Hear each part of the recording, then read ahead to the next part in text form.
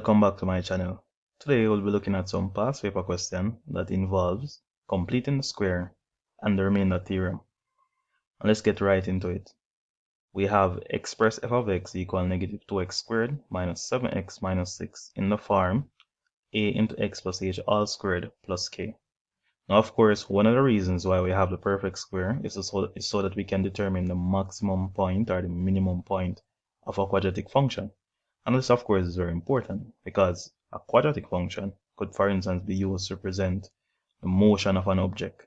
So we can determine the maximum distance.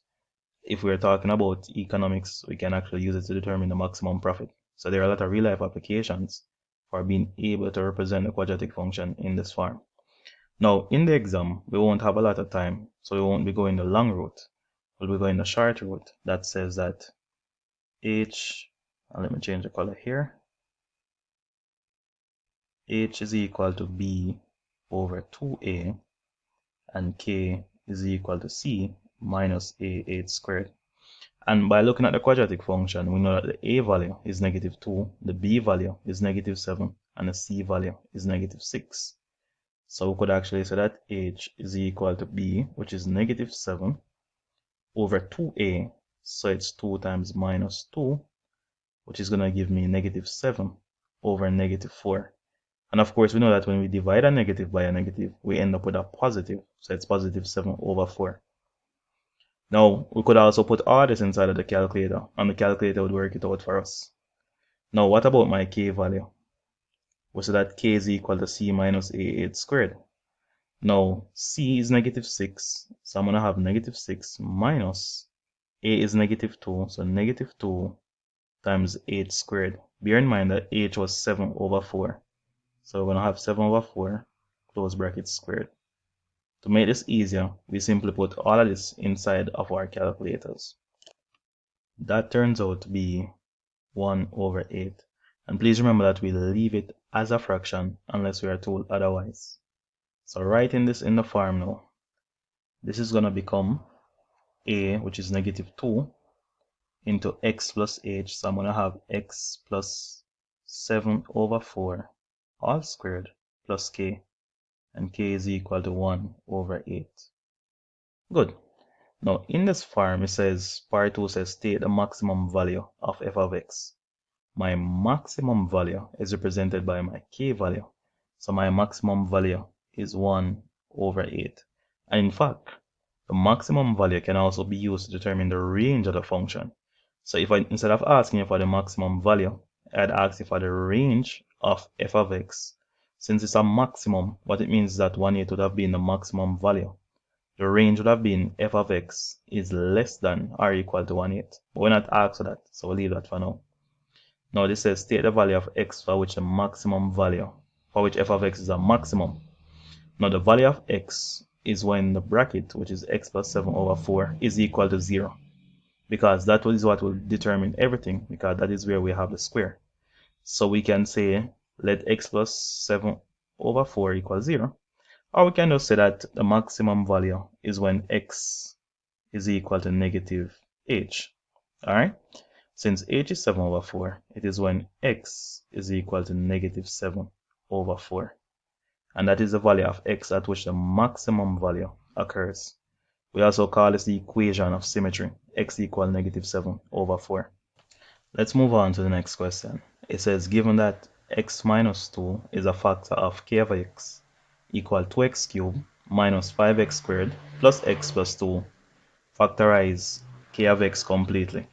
Now, whenever we factorize, we are given a factor. It means that we can easily find another factor. One of the things we could do is that we could use trial and error to find a second factor, and then use an easy application to find another factor. But what if trial and error doesn't work? What we can do is simply go right into long division. So we're going to have x minus 2 into 2x cubed minus 5x squared plus x plus 2. And we said that x into 2x cubed would give me 2x squared. Then of course we multiply the 2x squared by all of the divisor. So I would end up with 2x cubed And 2x squared times minus 2 is going to give me minus 4x squared. I will subtract here. So when I subtract, 2x cubed minus 2x cubed is 0. But we have negative 5x squared minus negative 4x squared, which means that I'm going to have to add negative 5x squared to 4x squared here. So this is going to give me a negative x squared. And we bring down the next term, which is positive x. Now x into negative x squared is going to give me a negative x. We multiply negative x by all of the divisor, which is going to give me a negative x squared. And negative 2 times negative x would give me a positive 2x. And we subtract again. Now, of course, negative x squared minus negative x squared is 0. And x minus 2x is going to give me a negative x. And we carry down the plus 2. Now, x into minus x would give me a negative 1. And we use negative 1 to multiply all of the divisor, which would give me a minus x and a positive 2. Now, if we don't get the remainder to be 0, then we know we would have done something wrong. So at this moment, we can actually say that k of x is equal to x minus 2 times 2x squared minus x minus 1. But this is still incomplete because we can factorize the quadratic, which is 2x squared minus x minus 1. So let's state that. So we have 2x squared minus x minus 1. We know the procedure. We go AC. So it's 2 times negative 1, which is minus 2. Now we want two numbers. When we multiply them, we get minus 2. But if we add them, we get negative 1. That would be negative 2 and positive 1. So we're going to have 2x squared minus 2x plus x minus 1. And here we can factor out a 2x, which is going to give me x minus 1. And then we can factor out a 1, which is going to give me x minus 1. So we have 2x plus 1, and we have x minus 1. Now please note what the instruction said. It says factorize k of x completely. So I need to show all three factors as a product. So k of x is going to be equal to x minus 2 times, do not put commas between them, 2x plus 1 and x minus 1. We would only put the commas between them if it says list the factors of k of x. This asks you to factorize, so we have to write them as a product of factors. The final question says when the expression 2x cubed plus ax squared minus 5x minus 2 is divided by 2x minus 1, the remainder is negative 3.5. Determine the value of the constant a. Now we know what remainder theorem says. So in order to do this, we take the divisor, which is 2x minus 1, and we equate that to 0 to determine the value of x. If 2x minus 1 is equal to 0, by transposing 2x equal to 1, so x is equal to a half. Now the remainder is going to occur when I put this half inside of my dividend. So the remainder is going to be equal to 2 times a half cubed plus a times a half squared minus 5 times a half minus 2. The beauty about this is that we know exactly what the remainder is. The question said that the remainder is negative 3.5. Now we can put all the like terms inside of my calculator. The like terms are the terms that do not involve the unknown, which is a. So this term would be the exception, but all of these can go inside the calculator. Let me just highlight them. So we could put this, this, and this inside of my calculator to see what we get. This turns out to be negative 17 over 4. So we can have negative 17 over 4 plus a half squared is a quarter. So I'm going to have a quarter a, or we can say a over 4, whichever works, it doesn't matter. So we can write it as a quarter a, or we can write it as a over 4. Now transposing for a means that I'm going to have to carry over the negative 17 over 4. So we're going to have negative 3.5 plus 17 over 4 is equal to a quarter a. Once again, the calculator becomes very handy in this case. So we're going to put all of this on the left inside of our calculator. This gives me 3 over 4 is equal to a quarter a. Alright, and since we want a, we can simply just multiply both sides by 4. So by 4, by 4. So I'm going to end up with a equal to 3. And that's the value of a. Alright, there are some steps that we could have cut out, but just to show you how everything works together. Now here are two other questions that the concept is primarily the same. In this case, we are given a quadratic function. We're told to express it in the form k plus a into x plus h all squared. Now, please note that this is commutative. So if we had a into x plus h all squared plus k, it's pretty much the same concept. It's just that we are writing the k value first. So we go right ahead again, since we have done an example already, and we said that h is equal to b over 2a. So h would be equal to b, which is negative 12 over 2 times a, and a is negative 2. Now your calculator does a nice job of taking care of this. So you should get h to be equal to 3. K is equal to c minus a8 squared. So k would be equal to c, which is negative 9, minus a, which again is negative 2. So we have two minuses there, times 8 squared, and this is 3 squared. Alright, we can put all of this inside of our calculator again. And that is going to turn out to give me a positive 9. So if I'm expressing it in the form, I'm going to have f of x equal to k, which is 9, plus a. And notice that a is negative 2. So I don't need to write plus minus 2.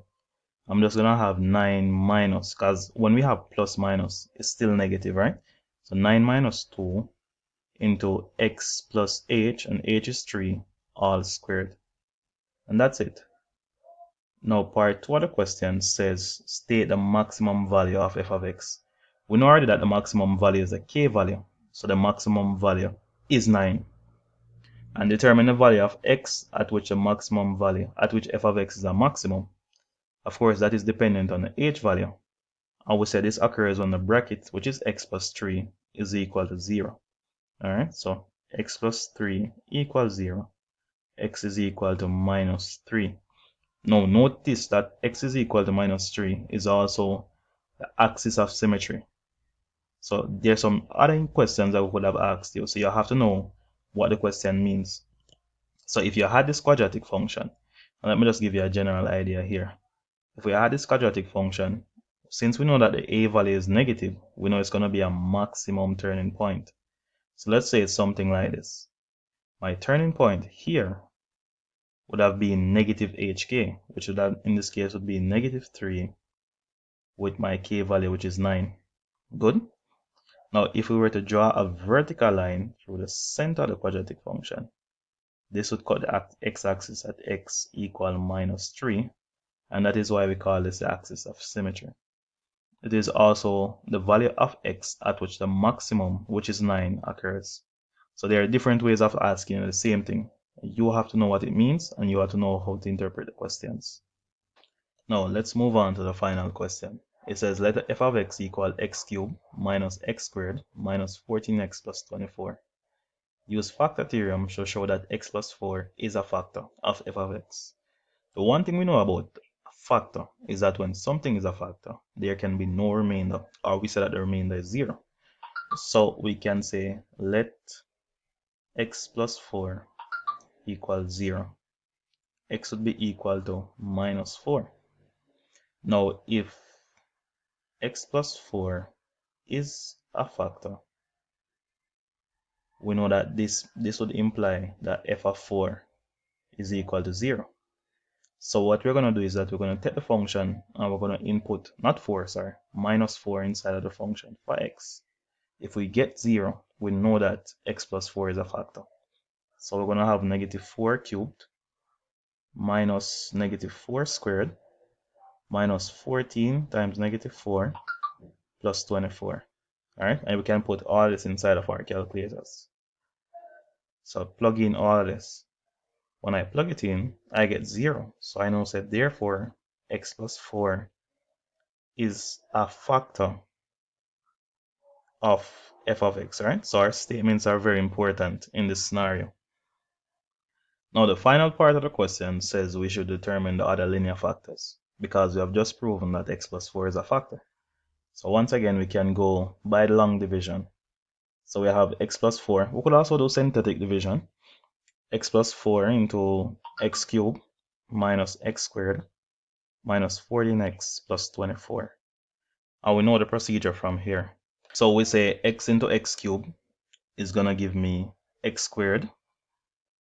X squared times all of this would give me back x cubed plus 4x squared. And you know we subtract, alright? So we have negative x squared minus positive 4x squared would give me negative 5x squared. I will bring down the minus 14x. And the process goes over again. We say x into minus 5x squared would give me a minus 5x. A minus 5x times x plus 4 would give me minus 5x squared. And minus 5x times 4 would give me a minus 20x. And of course we subtract again. Now minus 5x squared minus 5x squared, of course, is 0. But what about negative 14x minus negative 20? Those two consecutive minus would actually give me a positive. So I would have negative 14 plus 20, which is going to give me a positive 6x. We then carry down the final term, which is plus 24. And we say x into 6x is going to be positive 6. And 6 times my divisor would give me 6x plus 24. We know the answer is correct because of course my remainder is 0. So we have f of x is equal to x plus 4 times my quotient, which is x squared minus 5x plus 6. Right? Now of course we're going to have to factorize the quadratic. So we can take it by itself. X squared minus 5x plus 6. Now we say we can use a shortcut because the coefficient of the x squared is 1. And this, of course, the shortcut applies when the coefficient of x squared is 1. We want the two numbers that when we multiply them, we get 6. But if we add them, we get negative 5. It would be negative 3 and negative 2. So if I factorize this, I would have x minus 3 times x minus 2. Now, do I combine this with with the other factor, which is x plus 4? No, because the instruction says determine the other linear factors.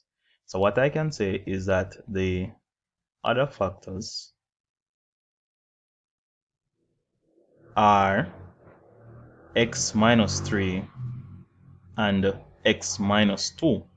So notice the difference in the instruction this case as opposed to the last case that says factorize completely, where you have to write all three linear factors as a product. In this case, when it says determine the other linear factors, we can just state them as we have done right here.